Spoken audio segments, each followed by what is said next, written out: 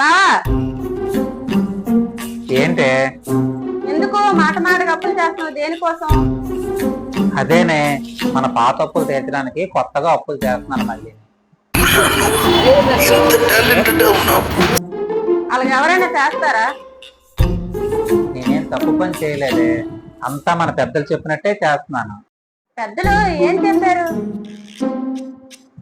ముళ్ళుని ముళ్ళుతోనే తీయమన్నారు, వజ్రాన్ని వజ్రంతోనే కొయ్యమన్నారు. అయితే అందుకే నీ అప్పులన్నీ అప్పులు చేసే తీరుస్తున్నాను.